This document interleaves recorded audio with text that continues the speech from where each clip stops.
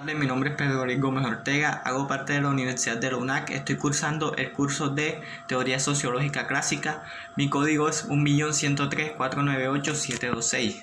En esta tarde les vengo a presentar la división del trabajo según Émile Durkheim y Karl Marx. Primero que todo tenemos que expresar las bibliografías de estos autores, los cuales han hecho un buen trabajo al momento de presentar cosas sobre la división del trabajo. Émile Durkheim fue un sociólogo y pedagogo, filósofo y francés. Estableció formalmente la sociología como disciplina académica. Este nació el 15 de abril de 1858 en Épinal, Francia, y murió el 15 de noviembre de 1917 en París, Francia. Karl Marx, conocido como Carlos Enrique Marx, fue un filósofo, economista, sociólogo, intelectual y político comunista alemán de origen judío. Este nació el 5 de mayo de 1918 en Trèves, Alemania, y murió el 14 de marzo de 1883 en Londres, Reino Unido. En la teoría de la división del trabajo para Durkheim, concibe la institución, la génesis de la solidaridad en sociedades diferenciadas como un ingrediente funcional para el desarrollo de las sociedades complejas y cuestiona la utilidad la utilidad social de esa institución que tenga que ver con sus consecuencias económicas. Por medio de su tesis, Durkheim plantea sus preguntas interesantes, las cuales son las siguientes: ¿cómo es que el individuo, al tornarse más autónomo, depende más de la sociedad? ¿Y cómo es que puede a la vez ser el individuo más solidario? Estas preguntas hacen alegato a que menosprecia los intereses como sociólogo.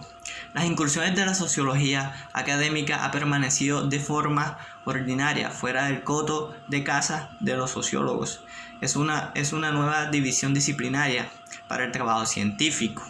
Durkheim expresa que los valores individualistas de las sociedades modernas su origen en la sociedad, porque el individualismo es un fenómeno social que vuelve un rasgo provocado por la sociedad, y la responsabilidad de las instituciones de ese fenómeno es la división del trabajo. ¿Todo esto a qué va? De que cada individuo, por medio de su individualismo, siempre está maltratado por la sociedad y siempre está sobrellevado por la sociedad. Así que, así siendo o no individual, siempre está apegado y arraigado a la sociedad. Si tuviéramos que sintetizar el núcleo medular de la división del trabajo social, puede afirmarse que lo que Durkheim plantea implícitamente es una defensa a la modernidad, contra la tesis conservadoras que veían la especialización y el individualismo la fuente de la desintegración social.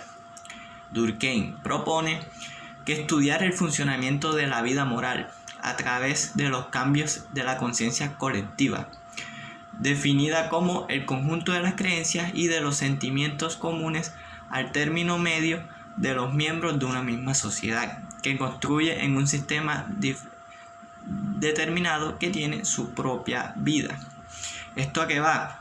A que básicamente, lo repito y lo digo, de que siempre siendo individual, el sujeto siempre va a estar arraigado y pegado a la sociedad. Siempre se necesita llevar un pensamiento colectivo en que tenemos que prosperar básicamente todos juntos, pero básicamente no se puede hasta cierto punto. La verdad fue muy interesante lo que Durkheim dice sobre la división del trabajo, pero ahora hablaremos sobre Karl Marx y qué dice sobre la división del trabajo. Él dice: la crítica de la división del trabajo es elaborada por Marx a partir de la crítica del concepto originario del trabajo alineado.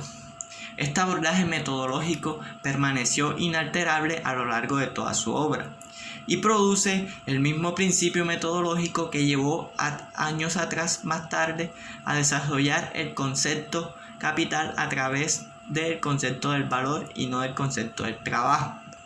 Esto es la identidad aparente entre capital y trabajo, y se revela como real mediante la categoría del valor.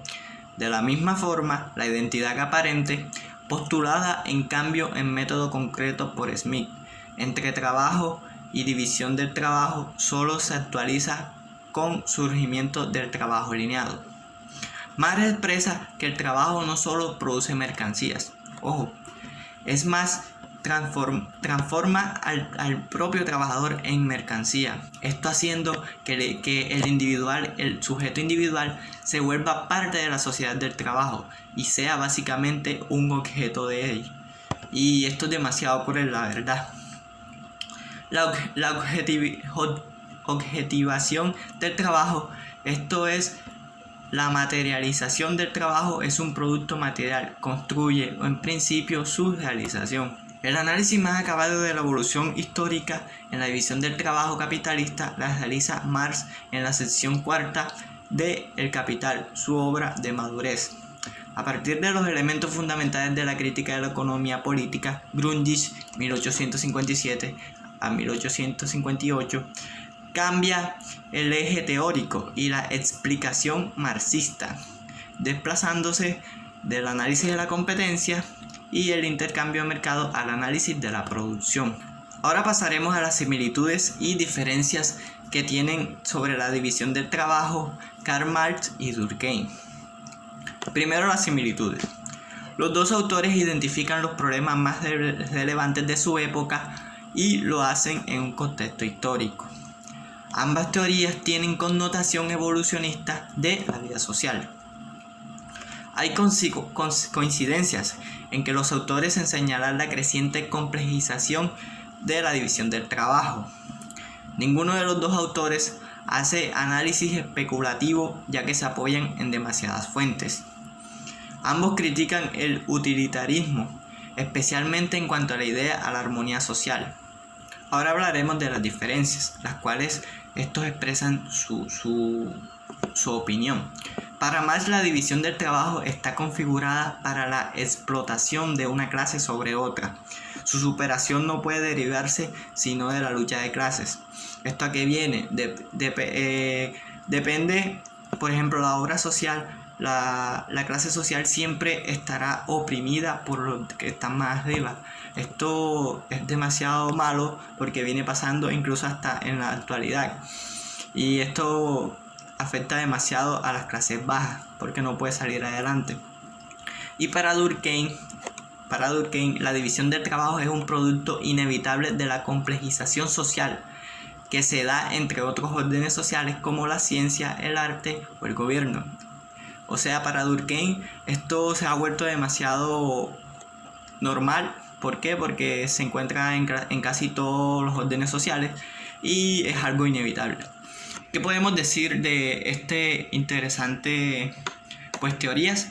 Pues básicamente de que la división social siempre existirá, y sobre todo en el trabajo, ya que siempre los seres humanos estaremos trabajando para seguir adelante y siempre se verá truncada hasta cierto punto la clase obrera, porque es la que más sufre, la que menos le pagan y los que sufren sobre todo maltratos. Y pues muchas gracias por escucharme, que tengan muy buena tarde, Dios los bendiga, muchas gracias.